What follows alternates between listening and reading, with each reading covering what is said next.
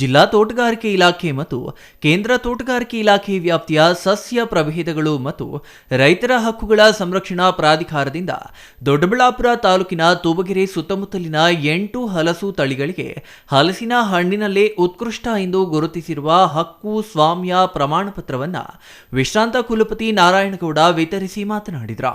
ಹಲಸಿನ ಹಣ್ಣಿನ ಬಗ್ಗೆ ಕೆಲ ವರ್ಷಗಳಿಂದ ಸಂಶೋಧನೆಗಳು ನಡೆಯುತ್ತಿವೆ.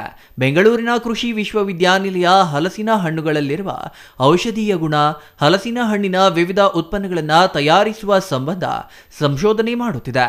ಸ್ಥಳೀಯವಾಗಿ ಹಲಸಿನ ಹಣ್ಣು ಮೌಲ್ಯವರ್ಧನೆ ಉತ್ಪನ್ನಗಳ ಕುರಿತ ಅರಿವಿಗೆ ಮೂಡಿಸುತ್ತಿದೆ. ಹಲಸಿನ ಹಣ್ಣಿನಲ್ಲಿ ವಿಟಮಿನ್ ಅಂಶಗಳಾದ ಖನಿಜಾಂಶಗಳು, ಕಾರ್ಬೋಹೈಡ್ರೇಟ್ ಅಂಶಗಳು, ಎಲೆಕ್ಟ್ರೋಲೈಟ್ ಅಂಶಗಳು, ಪೊಟ್ಯಾಷಿಯಂ ಹಾಗೂ ನಾರಿನಾಂಶಗಳು ಯಥೇಚ್ಛವಾಗಿ ಸಿಗುವುದರಿಂದ ಇದೊಂದು ಆರೋಗ್ಯಕಾರಿ ಹಣ್ಣು ಎನ್ನುವುದರಲ್ಲಿ ಎರಡೂ ಮಾತಿಲ್ಲ. ಆದ್ದರಿಂದ ಈಗ ಪೇಟೆಂಟ್ ಪಡೆದ ರೈತರು ತಮ್ಮ ತಳಿಗಳನ್ನು ಜವಾಬ್ದಾರಿಯಿಂದ ಸಂರಕ್ಷಿಸಬೇಕು ಎಂದರು. Mahesh, CTV news, Doddaballapura.